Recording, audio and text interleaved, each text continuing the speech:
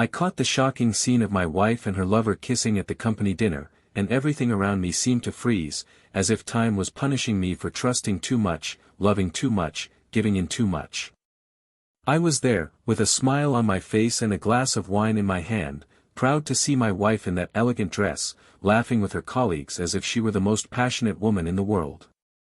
I wanted to present a new project, a plan that could change everything for both of us, and I had reserved that night to announce it with pomp, like someone delivering a gift after months of sacrifice. But in that moment, when I saw her lean in familiarly to whisper something in another man's ear, and then exchange a furtive kiss with him as if they were in a hotel room, and not in the hall lit by spotlights, surrounded by friends, acquaintances and colleagues, the world around me fell into silence.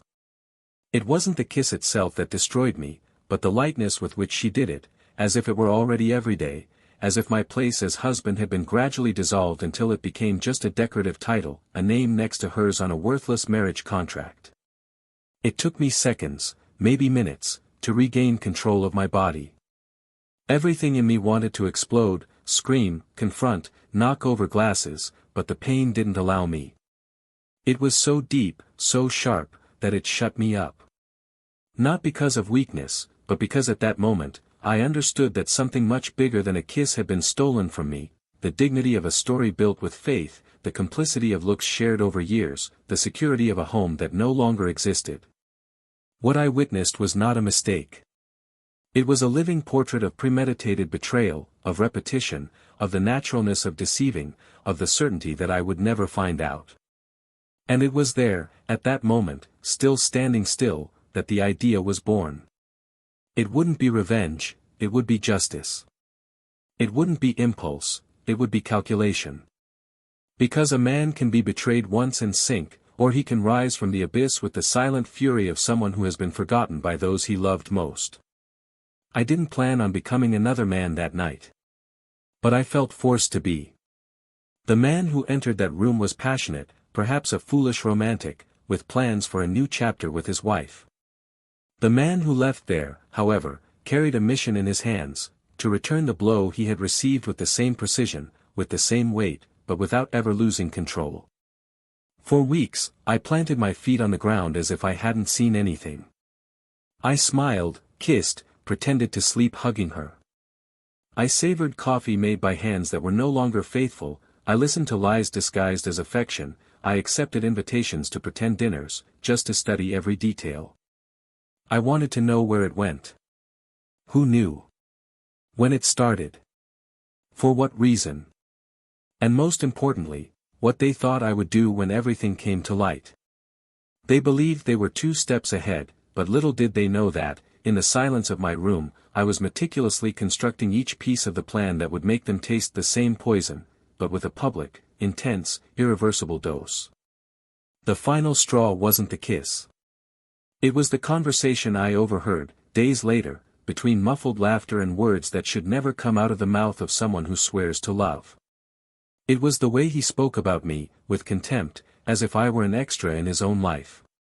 As if my confidence were a comical detail. And it was her, laughing. Laughing. That laugh that for years lulled me through difficult nights, now being used as a response to insults directed at me. It was there that I knew there was no going back. But instead of confronting, I remained silent, colder, more attentive. And little by little, I started moving the right pieces.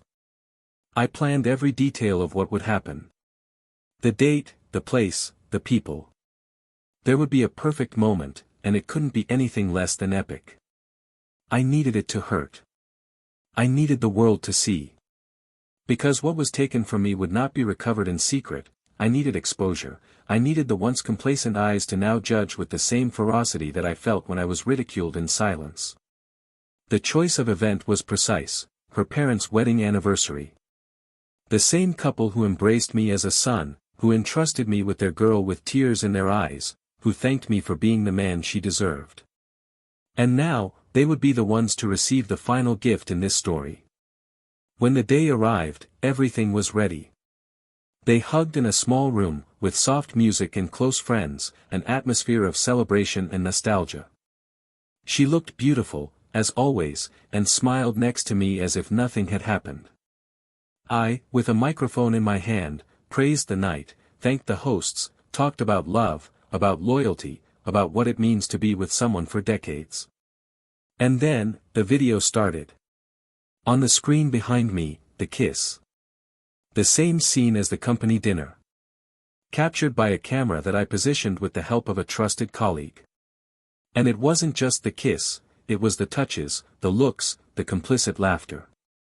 The images continued, followed by text messages between the two, a discreet but devastating compilation, all carefully edited to last the exact time between a gasp of astonishment and the restrained scream of those present. The hall fell silent. She, pale, frozen. The parents, devastated. And I, with the microphone in hand again, finished with the words that burned in my throat for weeks, "This is the woman with whom I shared my life. The woman who I let go today, so that she can go free with whoever she really chose, in secret. Happy birthday." There was no confrontation.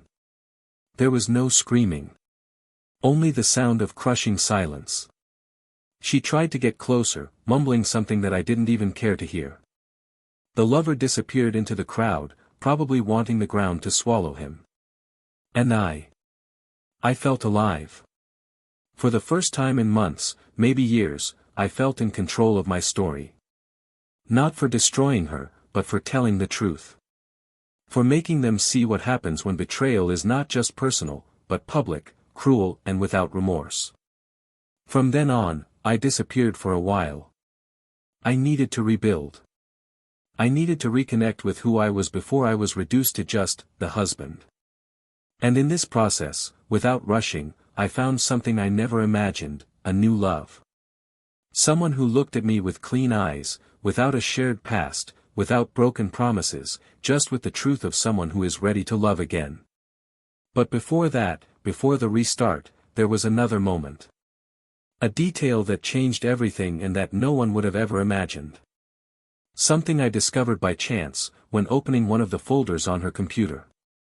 Something that transformed betrayal into something even bigger, deeper, more cruel. And that's where the Rayal story begins. Because everything you think you know, is still nothing compared to what's to come. Welcome to the channel. Here, we do not support, never, any form of betrayal. The stories you will hear are fictional, but the feelings they portray are real, intense and painful. Our purpose is clear, to show how betrayal destroys, breaks ties and transforms lives forever. Get ready. What you're about to hear is a story shocking. Happy listening. Michael and Elena met late on a sultry September afternoon, in a busy cafe near the city's financial center. It wasn't a planned meeting, nor a sudden romance, it was one of those subtle collisions that seem small at first glance, but that, little by little, transform everything around them. Michael, a project manager at a multinational company, was a man of restrained speech, attentive eyes and a calmness that often hid internal storms. Elena, with her easy smile and discreet elegance, worked in the communications sector of the same company, and was known among her colleagues for her genuine empathy and the way she made everyone around her feel important. They became friends before anything else, talking about books during breaks, about the series they watched to relax and, eventually, about dreams that seemed too distant to confess out loud. The affinity between the two was built slowly, in detail, like a sculpture molded day after day, until, at the end of the year, that peaceful friendship transformed into a stronger, more intimate, more inevitable bond. The relationship grew as naturally as it began. The two seemed to fit together perfectly, even with their differences. Michael was reserved, methodical, detailed. Elena was warm, impulsive, full of enthusiasm for little things. He organized vacations with a printed schedule, she chose the destination based on the color of the sea in the cover photo of a travel blog. But together, they found balance. They weren't the couple who attracted attention at parties or who published statements on social media, they were discreet, those who knew how to communicate with a look, with a light touch on the shoulder, with silences that didn't bother them. They got married after 3 years of dating, in an intimate ceremony, surrounded only by those closest to them. Michael wore a simple navy blue suit, and Elena wore a silk dress that she designed herself, with the help of a designer friend. The vows exchanged that afternoon still echoed in the memories of those who witnessed it. They weren't grand, but they carried a rare, almost innocent sincerity, like someone who truly believes that love, when it's true, conquers everything. Time passed. They built a cozy house in a quiet neighborhood, decorated little by little, with each piece of furniture chosen together on the weekends. Annual trips became rituals, and dinner on Sundays, with ambient music and red wine, became a tradition. Michael grew professionally, being promoted to the position of Director of Operations after a major merger at the company. The workload has increased, as has the level of demand. Travel became more frequent, meetings longer, returns home later. Elena also progressed, being recognized for her leadership skills and promoted to internal communications management. She was the one who organized corporate events, took care of the company's image inside and out, and coordinated training in social actions. Between spreadsheets and meetings, the two were proud of each other, even with their routine becoming increasingly intense and their living spaces gradually narrowing, almost imperceptibly. Despite the rush, the two never stopped trying. Michael, always concerned about maintaining the stability of the house, made a point of planning trips for the long holidays, and Elena, despite being exhausted, prepared special dinners on important dates. On birthdays, they exchanged handwritten letters, a tradition they had maintained since they were dating. For their friends, they were the ideal couple, mature, in love, accomplices. Neither of them were given to arguments. When something bothered them, they resolved it with conversation, with respect, with time. And, although there was wear and tear, as in any long-lasting relationship, nothing seemed to shake that bond built with so much care over the years. The complicity between them was noticeable even in the simplest details, the way she served his coffee exactly the way he liked it, or how he remembered to save her favorite piece of dessert when they knew she would be late. They were small but constant gestures that seemed to say, "I'm still here." The birth of Noah, the couple's only child, brought new light to their lives. Michael became a dedicated, caring father, present as much as possible. And Elena, despite the sleepless nights and chaotic routine of her first years, found new strength in motherhood. The relationship between them changed, transformed. It became less about passion and more about partnership, about creating together, about taking turns, sharing responsibilities. But there was love, a silent, firm love that resisted transformation. Over the years, Noah grew up healthy and happy, studying at a good school, surrounded by affection and stability. Friday nights became pizza nights and children's movies. Sundays, now full of children's laughter, continued to be the family's sacred days. Even with all of this, there were moments when Elena felt an emptiness that she couldn't name. It wasn't unhappiness, nor regret. It was more like a nostalgia for herself, for a part of her that seemed dormant.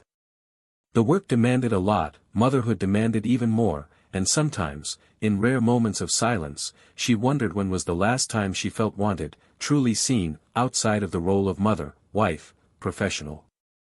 Michael, for his part, seemed oblivious to these gaps. He was always trying to keep everything running, worried about spreadsheets, meetings, contracts, deadlines. He did what he thought was necessary to ensure that the family was safe and comfortable.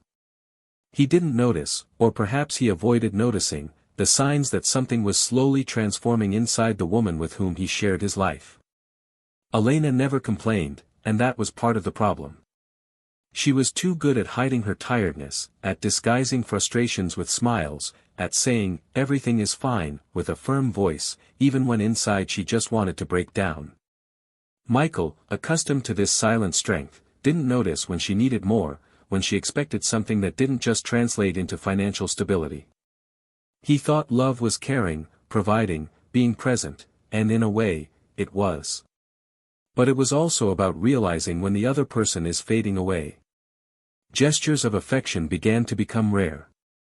Evenings of conversation became rare. The touches are automatic. The good morning kiss still existed, but it was often accompanied by a cell phone notification. And when Elena looked in the mirror, she missed a reflection that looked more like her and less like what she was expected to be. Still, she continued. Because he loved it. Because I believed that difficult phases existed to be overcome. Because he trusted everything they built together. Michael also followed. Because he loved it. Because I believed I was doing everything right. Because I thought that the strength of a marriage was in resisting, not in questioning. And so, the two walked together, but in silence. Together, but in slightly different directions, almost imperceptible. And it was in that space between what seemed perfect and what really was, that something began to change. In the company, both were respected. Michael was seen as a fair, strategic, trustworthy leader. Elena, as a talented, creative and empathetic professional. Both participated in corporate events, and as a couple, they had a strong presence. They were admired, not only for their skills, but for what they represented together, a stable, solid, inspiring union. The company, increasingly involved in social events and get-togethers, began holding elegant dinners, including external guests, live music and motivational speeches. It was in these moments that Elena seemed to shine differently. There was something in her eyes, a flame, an energy, as if she was awakening in a setting that gave her the freedom to be more than the role she occupied at home. And Michael, too busy with corporate politics, with numbers, didn't notice. That end-of-year dinner, which was approaching, would be special. It would mark the completion of an important stage for the company and also for Michael, who had just led a strategic transition praised by the board of directors. Elena, responsible for organizing the entire event, was excited. He had dedicated himself for weeks, taking care of every detail, from flowers to presentations, from invitations to speeches. Michael, proud, couldn't wait to celebrate alongside the woman he admired so much, ready to toast his new professional, and personal, phase. He had plans for that night. Ideas about the future. A gesture of love kept secret. For him, that would be a memorable night. And it really would be. But not in the way he imagined. The company dinner was approaching as a symbolic milestone of achievements and closures. Michael, with his always discreet attitude, knew that this would be a night of celebration that was not only professional, but also intimate. He had spent weeks preparing a surprise for Elena. It wasn't an expensive gift, nor was it a grand gesture. It was a written promise, folded with care, sealed inside a blue velvet envelope, there, words that only she would understand, memories intertwined with future plans, an invitation to start over more lightly. He planned to deliver it after the speeches, when everyone was distracted by the dancing and toasts. I imagined her smile, the sparkle in her eyes, maybe even a tear of emotion. All of this ran through his mind with the certainty that their love, despite the busy days and heavy routines, still pulsed with the same intensity as before. Elena, in turn, spent the last few days immersed in the details of the event. Chose the arrangements, coordinated suppliers, adjusted schedules and aligned the leaders' speeches. She was impeccable, but there was an almost imperceptible restlessness about her, something that was only noticeable when she stood alone at the end of the day, in front of the mirror, with a look that wavered between tiredness and expectation. On the night of the dinner, the room was stunning. Dim lights reflected on crystal glasses, and a string quartet softened the sound of the waiter's hurried footsteps. Colleagues, leaders, special guests, all distributed among tables decorated in shades of wine and gold. Elena wore a long black silk dress that accentuated her serene elegance, and Michael, in a tailored suit, displayed that restrained smile that only appeared at important moments. The two arrived together, received compliments and greetings, took photos with directors and toasted with strategic peers.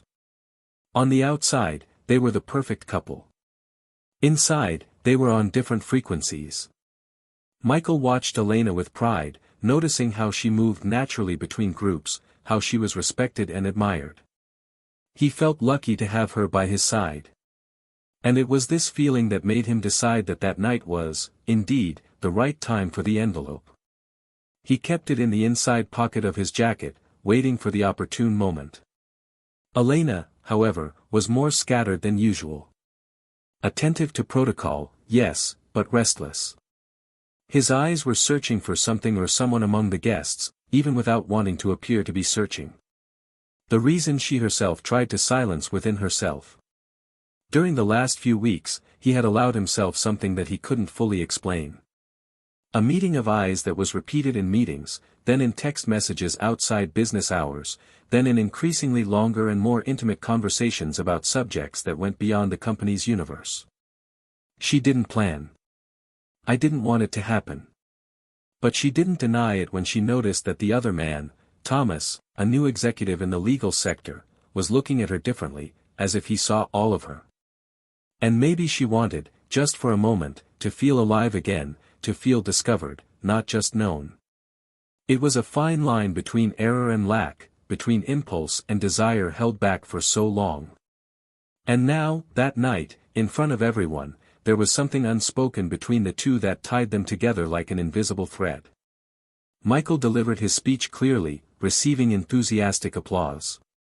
It was the moment when I could finally hand over the envelope. But he was interrupted by colleagues who called him for a group photo, while Elena disappeared for a few minutes under the pretext of checking the progress of the buffet. It wasn't a lie, she actually went through the kitchen, adjusted the arrangement of some desserts, but her steps later took her to the side corridor, near the stage dressing rooms, where there was less circulation. Thomas followed her. They didn't agree on anything. They just were. When he approached, there was silence. A long look. And a kiss. Fast, contained, but undeniable. A gesture that, even surrounded by shadows, had the clarity of what it was, a choice, even if disguised as an impulse. Elena walked away soon after, frightened by her own audacity, by the absurd risk of having done that in an environment where any eye could witness it. He returned to the hall with his face flushed, his eyes fleeting. Thomas disappeared. Michael was still smiling, but something inside him was starting to bother him. He noticed his wife's momentary absence. More time than necessary to check anything. He looked for her between the tables. When he saw her return, something seemed out of place. I couldn't explain it. A hunch, perhaps. Elena tried to compose herself, to fit back into the role she knew well, but her soul was out of step. He approached with the envelope in his hands, ready to deliver his gesture of love. But, before he could do so, he was called by a foreign director who wanted to talk about the company's new phase. He put the envelope away again. Later, he thought. Time passed and the groups dispersed. More lively music replaced the quartet, and the dance floor began to gain movement. Elena returned to smiling, moving around, doing her role. Michael, exhausted, sat for a few minutes at the back of the room. That was when, by chance, or fate, he saw what he should never have seen. Thomas, distracted, was playing with his cell phone near the bar. And a notification briefly appeared on the locked screen. A message preview. A sentence that made too much sense to ignore. That kiss was a mistake, but I can't stop thinking about you. Michael's heart stopped for a second. The mind tried to justify. Maybe it wasn't for her. Maybe it was something misinterpreted. But there was one detail, the name saved at the top of the notification was Elena. He froze. He felt his whole body tingle. The sounds from the hall seemed to recede, as if it were submerged.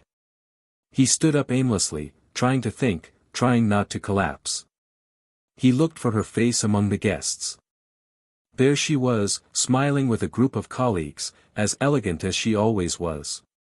But now, that smile carried another meaning. Michael felt something break inside, but he didn't react. He returned to the table. Sat down. He took a deep breath. And he kept everything to himself. The night was not over yet. But for him, something had ended there. There was no scandal, no confrontation. Just the bitter awareness that what he thought was unshakable was now too fragile to sustain. He didn't deliver the envelope. He watched Elena from afar, trying to understand when she stopped being by his side. Trying to understand, more than anything, why he didn't notice anything. Later, as the guests began to say goodbye, he walked her to the car. The way home was silent. Elena noticed the change, but didn't have the courage to ask. Maybe you already knew. Maybe he didn't know. Michael, in turn, did not speak. Not yet. I needed to think. I needed to plan. And that's what he would do. Because betrayal, when confirmed, does not call for despair. Ask for precision. And his would come with time. Days later, while they were organizing a drawer of old documents together, something unexpected fell to the floor. Michael bent down to pick it up. It was a folded sheet of paper, forgotten inside a book. When he opened it, he felt his blood run cold. Here was something he hadn't expected to find. Something that changed everything. Something that wasn't just about infidelity, it was a secret. And now, nothing would be the same again. It was an ordinary afternoon, one of those that go unnoticed if you don't carry something capable of breaking up the routine. Michael was at home, the sun filtered through the curtains cast a warm light on the wooden floor, and everything seemed suspended between silence and tension. Elena had left early, citing commitments with suppliers for a new project. Noah was with his grandparents. The house was empty, and the emptiness seemed to scream. Since the company dinner, Michael had become someone else. The gestures were the same, the routine continued unchanged, but inside everything had been rearranged. The certainties, the affections, the plans. He moved with the calm of someone who doesn't want to be noticed, but he observed everything. It was the kind of pain that doesn't reveal itself, that is cultivated like a buried seed, waiting for the exact moment to blossom into something greater. That afternoon, he was organizing some papers, looking for an old company contract when, between the pages of a book on leadership that Elena had given him months before, he found a thin, aged envelope, with handwriting he didn't immediately recognize. It had no sender, no date, just folded with peculiar care. When he opened it, he read the first words like someone watching an explosion in slow motion. The letter began directly, but carried such a dense emotional charge that the air in the room seemed thin. Dear Elena, I know I will never know what it's like to live by your side every day, but still, you are and will always be my silent love. Thank you for everything you sacrificed for me, for us. You didn't have to give up so much, but you did. And I will spend the rest of my life thanking you for that, even if it's far away. Michael felt his whole body shudder. He read the rest without blinking. The text, full of subtle confessions, revealed an old relationship, long before any Thomas, long before their marriage. But what scared him most was not the existence of the letter itself, but a sentence that came in the middle of the second paragraph, as if it were an almost forgotten reminder: our son would be proof of how we feel, but you chose to erase me from history, and I understand. I just hope that one day he knows that he was loved before he was even born. Michael stopped reading. The hands were shaking. The mind tried to resist, tried to deny it, but the sentence reverberated with brutal force. He sat there for minutes that felt like hours. Read it again. Every word, every comma, every nuance. Everything was there. A name not mentioned, but implied. An old pain. A choice buried in the past. He slowly got up, went up the stairs and entered Noah's room. The boy slept at his grandparents' house that night, and the silence in the room seemed to mock the tranquility that no longer existed. Michael sat on the edge of the bed, looking at the drawings taped to the wall, the framed photo of the three of them smiling on the beach last summer. A lump formed in his throat, heavy, unbearable. Now the feeling of not recognizing himself in his son made sense, the detail of the non-compatible blood during a medical test they carried out as a precaution years ago, but which was quickly explained by an inattentive doctor as being something common among recessive blood types. What at the time seemed irrelevant, was now a crack that opened space for an entire abyss. Noah was not his biological son. And Elena never said anything. Hours passed until Elena returned. She was distracted, talking on the phone, without imagining what awaited her. Michael didn't say anything. He waited for her to get comfortable, take off her shoes, put her bag on the living room chair. Only then, with the envelope in hand, did he ask with a calm that bordered on madness, "Why didn't you ever tell me?" She stopped, her gaze fixed on the piece of paper. He tried to smile, but the expression fell apart before it formed. "What are you talking about?" he ventured, still in denial. Michael handed her the letter, and as she read it, her face changed. First the paleness, then the panic, finally the restrained crying. He sat on the sofa without saying a word. For a while, the two just breathed the same dense air, as if each breath from the other was an attack. "So it's true," he said, without needing to hear confirmation. "From the beginning. From before everything. You kept it from me all these years. Why?" Elena tried to respond, but her voice wouldn't come out. Her eyes were glassy, as if trapped in a past she tried to bury. "I thought I didn't need to say, you were his father through everything, Michael. From the first moment. You were there. You raised him. You love him. That's what matters."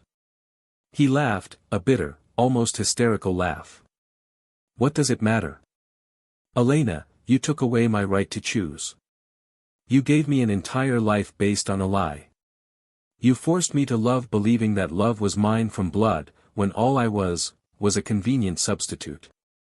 Elena, now crying without being able to contain it, tried to get closer. "You are not a replacement.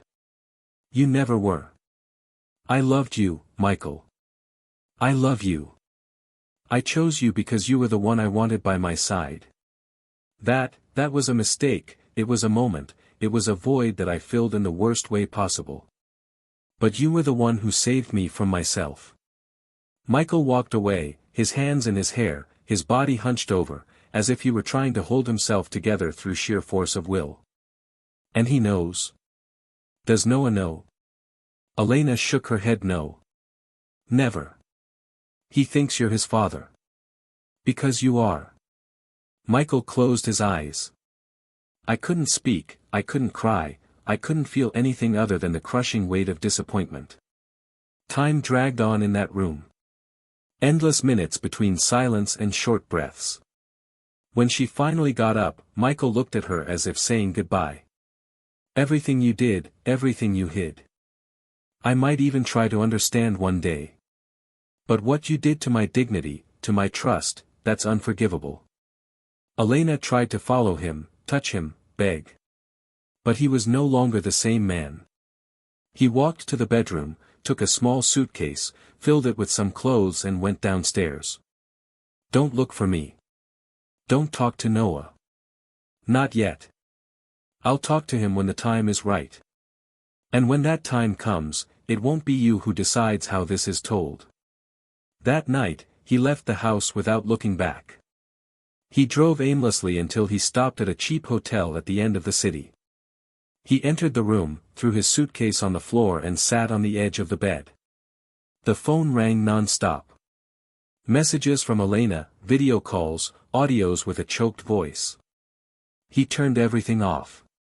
He remained there, motionless, with the envelope at his side, as if it were the last link to a life that no longer existed.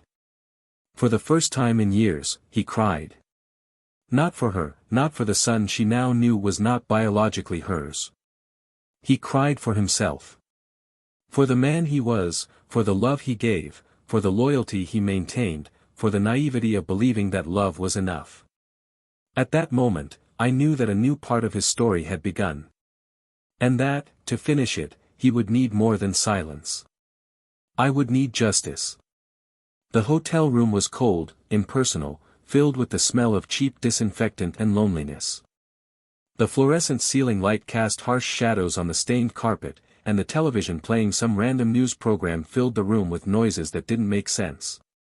Michael had remained there, sitting on the edge of the bed, since he arrived. The clothes were still in the suitcase, the envelope rested on the dresser as a physical reminder of what was now tattooed on the soul. He hadn't slept. Dawn had been a slow parade of memories that no longer seemed to belong to him. Every moment with Noah, every gesture from Elena, every conversation about the future, everything seemed like a movie where he was nothing more than an unconscious extra in the script. It was as if I had lived inside a carefully rehearsed play, unaware that the entire plot was supported by a lie that began even before the first act. Early in the morning, he got in the car and drove aimlessly, trying to avoid familiar areas, neighborhoods where familiar faces could recognize the pain on their faces.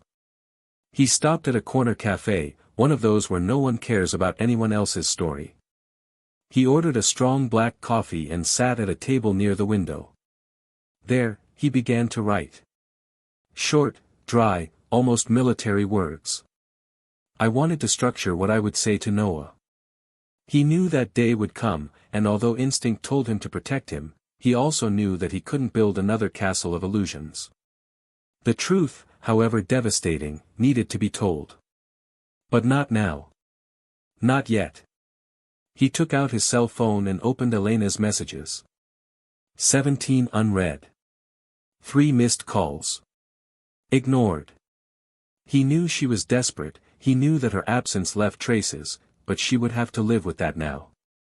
Her rush to repair the irreparable did not match the size of the open wound.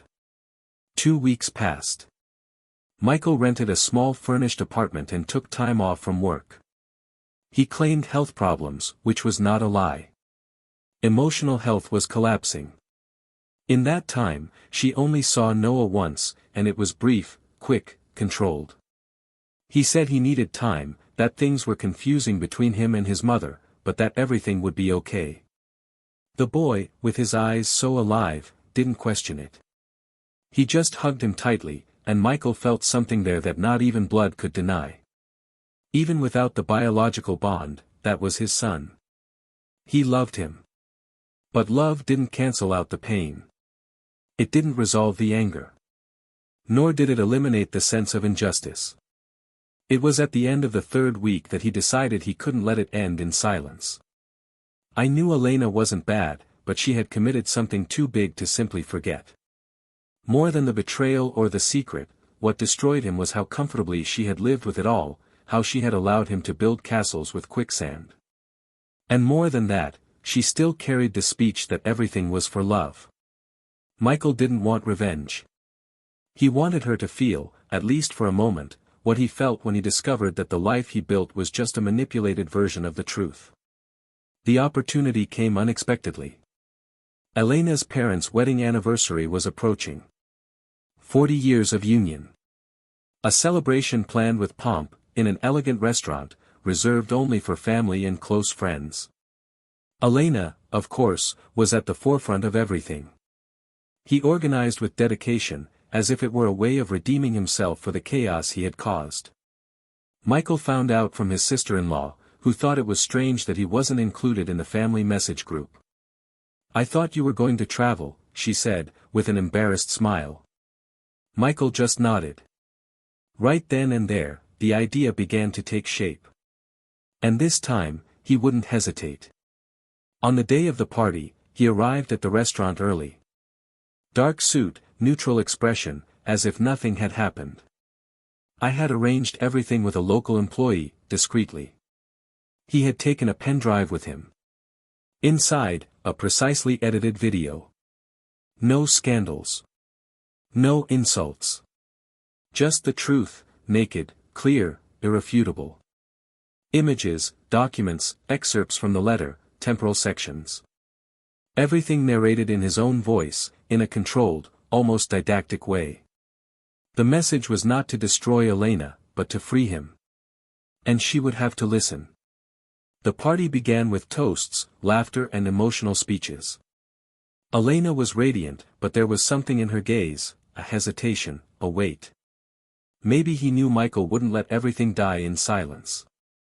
When he appeared, walking between the tables, the ambient sound seemed to diminish. Many smiled, happy to see him. Others were surprised. She froze. He asked to speak, naturally, and because of who he was, everyone remained silent. He began by thanking his hosts, praising the lasting union of his in-laws, speaking of the importance of truth in any relationship, of the honesty that sustains not only marriages, but all forms of love. The words came like velvet-covered daggers. And then, in a simple gesture, he pointed to the screen in the background. The video started. First, the narration. His voice, firm, serene. Then, images of the company dinner, captured by security cameras. Elena and Thomas in a corner of the room, the quick kiss, the exchange of looks. Then, photos of the letter, excerpts highlighted with dates, and an explanation of what it meant. The video did not accuse. It showed. It revealed. Connected the dots. When he finished, the hall was plunged into a sepulchral silence. Elena was motionless. Her father, sitting there, looked in shock. The mother held her hands to her face. Michael just thanked him for the attention and left. No screaming. No drama. Just silence as a trail of a truth that could no longer be hidden. In the parking lot, he heard her hurried footsteps behind him. "Michael, please wait. You couldn't have done that, not with my family here." He turned around slowly, without rushing, looking at her as if seeing someone for the first time. "You had every chance to tell the truth. Every chance. You chose to keep a story built on lies. I just returned the story to the right hands." She cried. "You destroyed my family." He shook his head bitterly. "No, Elena. It was you who did it. I just took off the veil. The difference is that now, everyone can see." She tried to hug him, but he pulled away. "Don't touch me. Not now. Maybe never again. I don't know who you are. And worse, you made me believe that I knew." Elena fell to her knees, as if the weight of everything had finally collapsed onto her shoulders. But Michael could no longer allow himself to be the one who welcomes, who understands, who forgives. I had crossed a point of no return. He got in the car and left.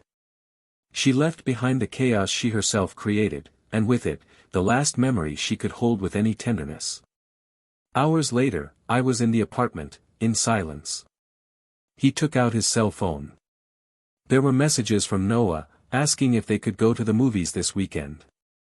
Michael smiled tenderly and replied yes. That same night, he began to write a new letter. Not for Elena, but for her son. I wouldn't explain everything right away, but I would tell him the essentials, that the love he felt didn't depend on blood, that he would always be his son, and that, despite the mistakes of adults, he would never be guilty of anything. It was the beginning of a new story. A story that, this time, would be built on the truth. The night after the truth dinner was strangely silent. For Michael, there was no relief or euphoria, much less regret. There was just a tiredness that went through the soul, as if every cell in his body was exhausted from maintaining his composure for so long. In the small rented apartment, he sat on the sofa, turned on the only lamp in the room and let the dim light illuminate the papers spread out in front of him. The letter to Noah was almost ready, but he was still hesitant to complete it. The words came easily to him, but the responsibility of shaping a truth that his son would carry for the rest of his life weighed like lead in his hands. At the same time as she wanted to protect him, she knew that hiding the past was repeating the mistake that had destroyed her life. He could no longer afford the luxury of omission. The dilemma was brutal. Would it be fair to carry this revelation now, so soon, and let it grow with the weight of an origin marked by lies? Or would it be even crueler to let him find out too late, like it happened to him? The line between protecting and deceiving was thinner than you ever imagined. In the following days, Elena did not look for him. After the collapse in the parking lot, she disappeared. Some people in the family, especially his sister-in-law and Elena's mother, tried to contact Michael, some in a demanding tone, others with genuine sadness in their eyes and voice. He answered them calmly, responding with direct sentences, without leaving room for discussion. He didn't apologize for revealing the truth, nor did he try to justify it. He just said that it needed to be done, and that if the love they had for Elena was true, they would understand that some wounds, when ignored, fester inside. It was impossible to heal something hidden under the skin for so many years without first exposing what really happened. At work, he gradually resumed his routine. He maintained an impeccable professional posture, but the most attentive eyes noticed that something had changed in his appearance. He was more direct, more introspective. Some commented behind the scenes about his recent departure, about rumors of the family scandal, but no one dared to ask directly. Michael's reputation, built on years of ethics and excellence, shielded him from the most vulgar gossip. He, in turn, immersed himself in work as a way to keep his mind occupied, to postpone decisions he was still unable to make. He knew that soon he would have to sit with Noah and face the most delicate moment of his life. It wasn't just telling the truth, it was dealing with the consequences of it. The boy was not a small boy, nor was he an adult. I was at that borderline age where everything is confusing, where certainties are built based on what parents represent. Destroying this pillar could leave him adrift. But hiding the truth could leave you lost later on. The choice between immediate pain and prolonged lying was a kind of torture. Meanwhile, Elena seemed to be going through her own private hell. Her parents, devastated by the public exposure, barely spoke to her. Her father avoided her completely. The mother still tried to remain close, but with disappointment evident in her eyes. Thomas had resigned just days after the revelation. He was never heard from again. Elena isolated herself. She stopped going to work, disconnected from the social groups she always attended, and began to live in seclusion in the house that was once home to the three of them. That home was now a cemetery of memories, of broken promises, of photographs that, although smiling, seemed to mock the reality that she had hidden for more than a decade. She slept poorly, ate little and walked around the house like a ghost. Several times she thought about looking for Michael, but something in her held back. She no longer knew if he was capable of listening to her, much less if he still saw her as someone worthy of some kind of forgiveness. Shame was an invisible chain that tied her to the ground, and guilt, a constant mirror where she saw herself stripped of any idealized version of herself. It was on a gray afternoon that Elena finally wrote a letter. He wanted to say everything he never had the courage to say. He wanted to tell what happened to Noah's biological father, he wanted to explain why he hid it, how he feared losing Michael before they even built anything. She confessed the fear of not being enough, the fear that if she told the truth, he would leave, and she would be left alone, with a child in her arms and silence as her only consolation. But he also admitted the omission was selfish. That by choosing what to tell, she took control of something that should never have been hers alone. He asked for forgiveness. Not because of what happened before the wedding, but because of having lived all the following years maintaining a lie. She ended the letter saying that she didn't expect reconciliation, nor a gesture of affection, just that he knew that she loved that man with everything she had, even though she destroyed everything with her own hands. He left the envelope in the lobby of the building where Michael now lived. Yes, he read it. And cried. He cried not for her, nor for the request for forgiveness, but because, despite everything, there were still remnants of love within him. And that weakened him more than any betrayal. The moral dilemma that consumed him was more complex than he ever imagined facing. Because even after everything, Michael knew that people aren't just made up of mistakes. He knew that Elena was more than the woman who deceived him, that she was also the woman who was by his side in his most difficult days, who took care of the house, who supported him in professional crises, who was a dedicated mother to his son, even if he wasn't his by blood. But the problem is that love alone was no longer enough. Not when you have the feeling that everything you experienced was an act, no matter how true it may have seemed on the surface. Forgiving was a verb that sounded distant. But hating, in a suit, he couldn't. I was trapped between the past that still weighed me down and the future that I needed to build. And it was in this future that he began, little by little, to place some hope. I had met, by coincidence, an old college friend, Rachel, now separated, mother of a teenager and with a life story marked by similar frustrations. She was a woman with the mature look of someone who no longer sought idealizations, but honest connections. The conversation started lightly, unpretentiously. They had lunch a few times, laughed at old jokes, shared recent pains. And over time, there was affection. Not immediate passion, not that youthful rapture, but a feeling that is built like a shelter, made of words spoken at the right time, of comfortable silences, of attentive listening. Michael still didn't allow himself to call it love, but it was a new territory where he could be who he was, without the constant feeling of being betrayed by his own past. With Noah, the conversations became more frequent. He noticed his son's curiosity, the more attentive looks, the indirect questions.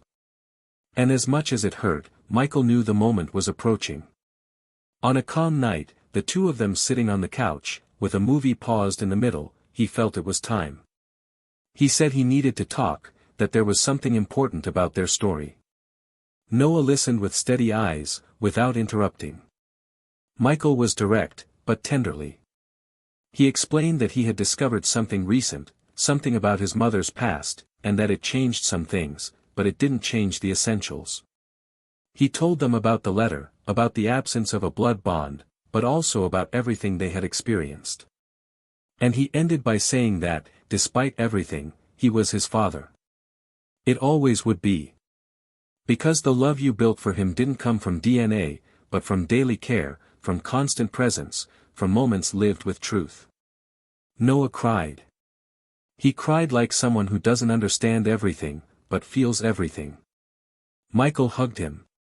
And in that hug, something rose again. A bridge, perhaps.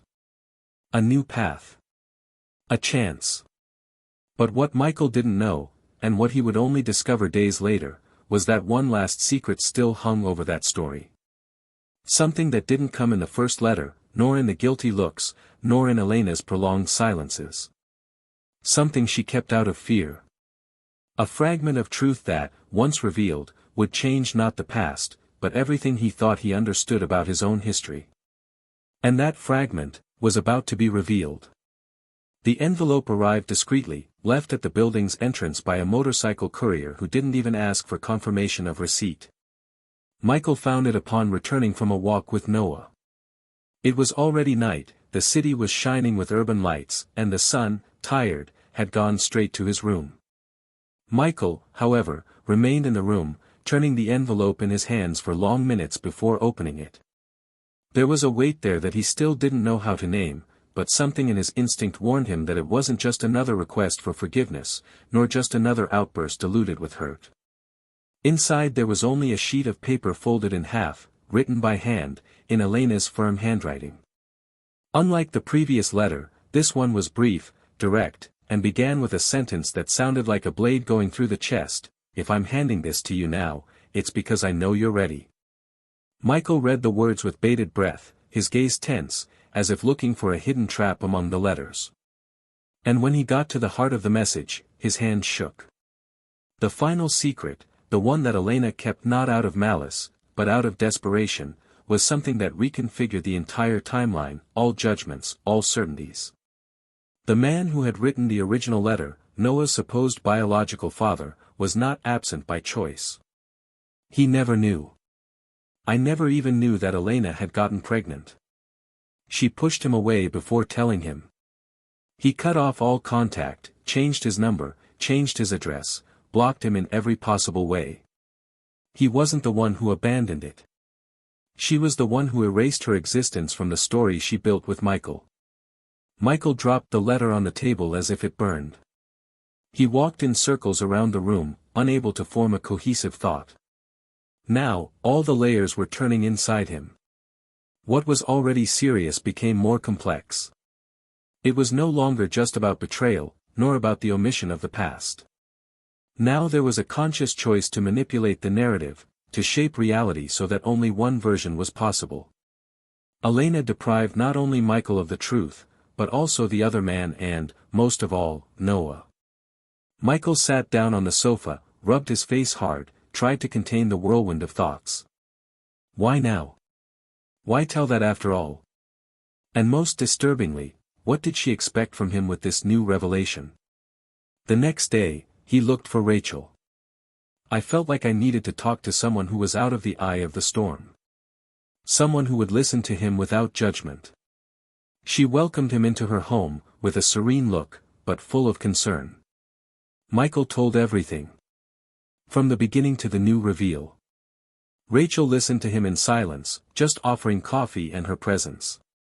When he finished, she said just one sentence, but it seemed to contain the core of the truth. You need to decide whether you are going to live stuck with what was taken from you or what you can build from now on. Michael nodded slowly. He knew that that sentence carried an answer that he didn't yet have. But it was a start. That night, he looked for Elena. He sent a short message, asking them to meet at a discreet cafe in the city. She responded with a simple, yes. The meeting took place 2 days later, on a gray autumn morning. Elena arrived first, sitting next to the window, with her eyes downcast, as if she feared what was to come. When Michael entered, she stood up slowly, but he only gestured for her to remain seated. He didn't want formalities.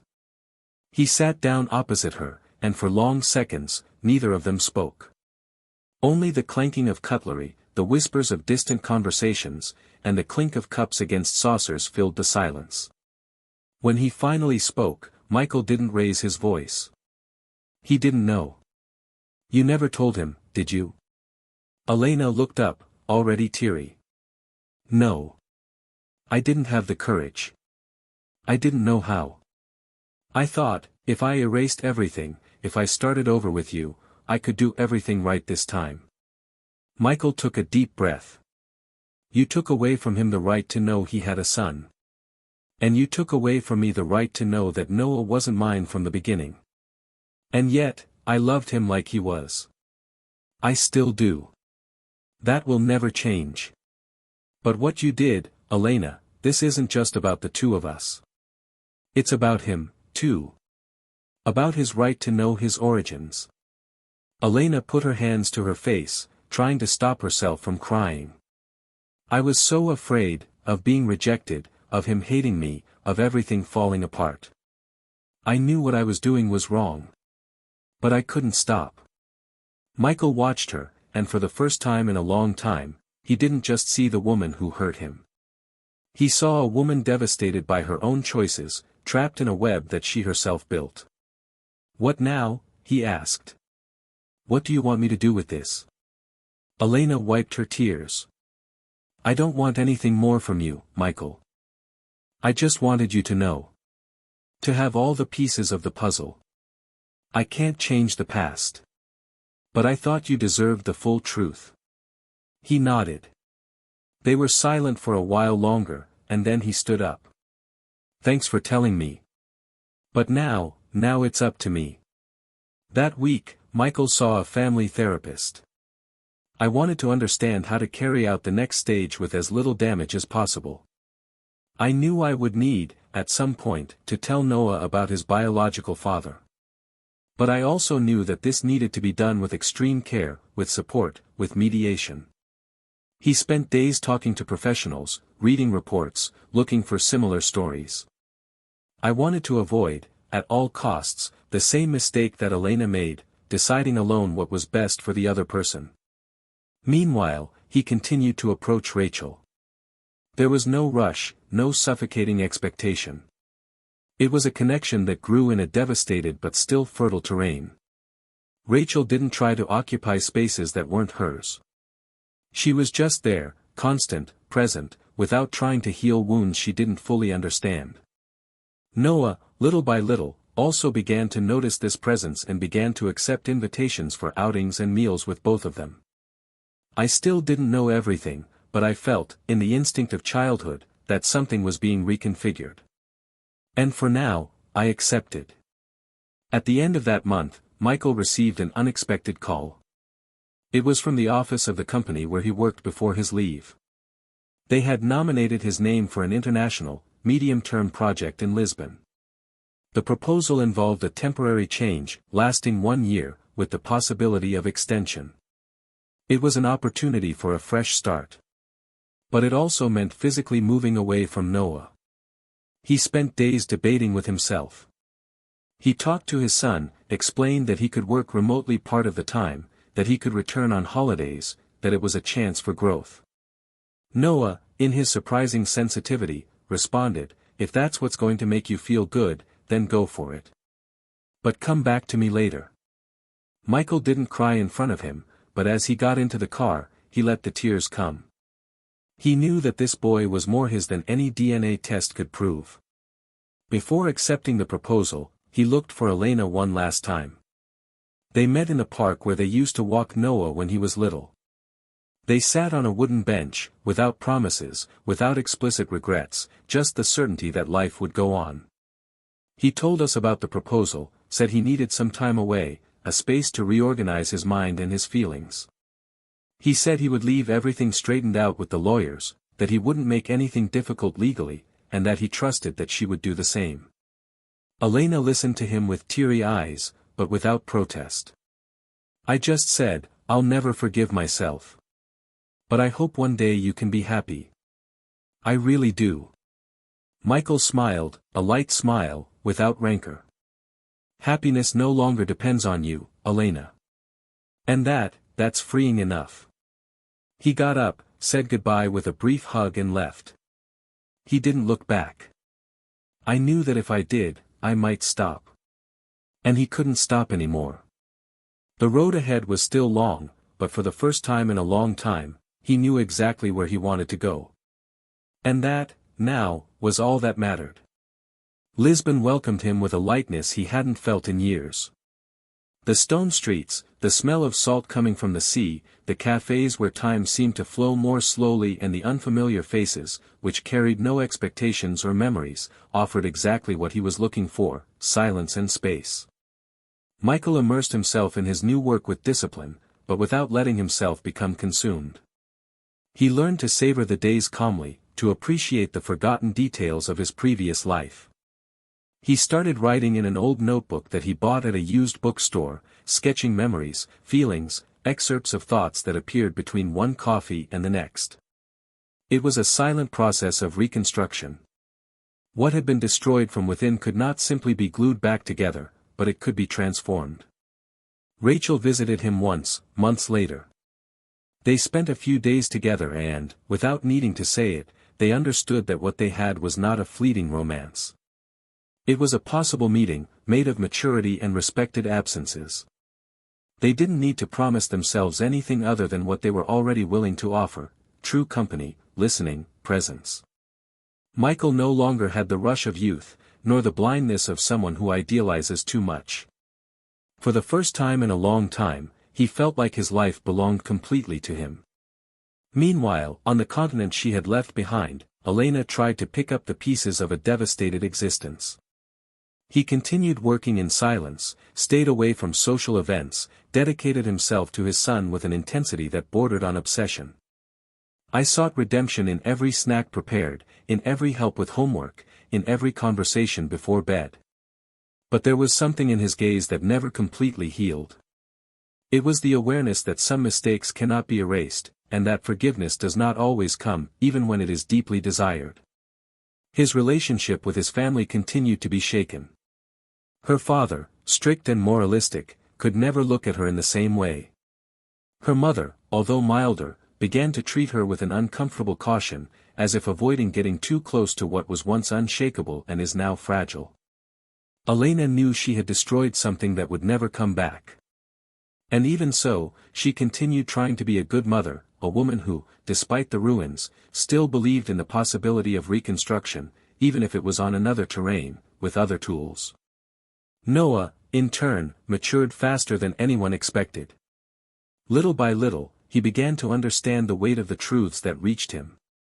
He spoke with his biological father, in a meeting mediated by a psychologist, as Michael had organized. The meeting was strange, full of awkward silences, but necessary. The man he met that day was neither a villain nor a hero. He was just another character in your story, someone who was taken out of your narrative by a decision that wasn't yours. Noah didn't create an immediate bond with him, but he didn't reject him either. He understood that what defines a family is not just its origin, but the affection built, the constant presence, the shared truth. And because of that, Michael remained his father. The physical absence during the period in Lisbon did not keep them away, on the contrary. The weekly calls, the spontaneous messages, the promises of reunion were enough to keep the connection alive. Michael was never emotionally absent. And when he returned, almost a year later, he was greeted with a silent, long, sincere hug. The two walked through the square where they played ball years ago, without saying much, but with a mutual certainty, they were still father and son. And nothing would change that. Thomas, the lover, had disappeared from the city without a trace. He tried to rebuild his life in another company, but the repercussions of the scandal followed him like a shadow. He never looked for Elena again. I knew I had nothing to say. He also knew that as much as he wanted to justify himself, any attempt would be an insult to the pain he helped cause. He followed in silence, like those who realize too late the price of choices that seemed harmless. Years later, in a lecture on leadership and corporate integrity, Michael took the stage with a serenity that only time gave him. He talked about difficult decisions, about the importance of facing the truth, no matter how painful it may be.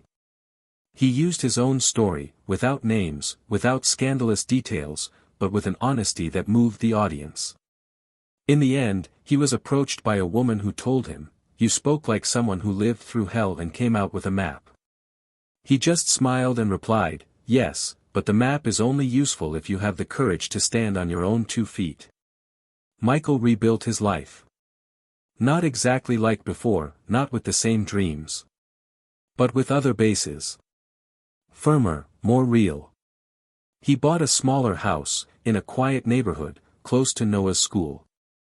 Rachel later moved nearby. There was no marriage proposal, no promises at the altar. But there was a silent commitment, made in everyday gestures, in shared cafes, in nights of conversation in the dim light. And that was enough. Elena, in turn, remained in the same neighborhood, in the same house, now with renovated rooms, but still marked by memories that would never be erased. He learned to live with less. With fewer expectations, with less applause, with fewer excuses. She became a volunteer at an NGO that offered support to women in vulnerable situations. There, he found a way to give back to the world some of what he destroyed. It wasn't redemption. It was an attempt. And that, for her, was all that was left. Attempt. Time took its course. Birthdays were celebrated, difficult days overcome. Michael and Elena would eventually meet up at school reunions, Noah's birthdays, family events. They talked civilly, with a distant cordiality, but without visible hurt. Just the mutual awareness that they had been part of each other. But what they experienced now belonged to the past. A past that could not be rewritten, but that also did not need to be denied. Because denying is repeating. And they had already repeated too much. And so, each one followed. With your scars, with your learnings. There was no happy ending in the traditional sense. There was no reconciliation, nor exemplary punishment. There were consequences. There was transformation. And, above all, there was truth. Because only the truth has the power to end the cycle of destruction caused by betrayal. Only she is capable of restoring dignity to those who have been injured and offering a new path to those who have made mistakes. And that's what each of them was left with. The chance to start over, even if it's not from scratch. Even if they carry the marks of what they were. Now I want to know, what did you think of this story? Which character touched you the most? Do you think Michael made the best decision? Comment below, your opinion is very important to us. Don't forget to subscribe to the channel and turn on notifications to continue following intense, real and transformative stories like this. And remember, this channel does not support any type of cheating. Our goal is to show the real consequences of the choices we make, and how the truth, however difficult it may be, is still the only path that can free us. Until the next story.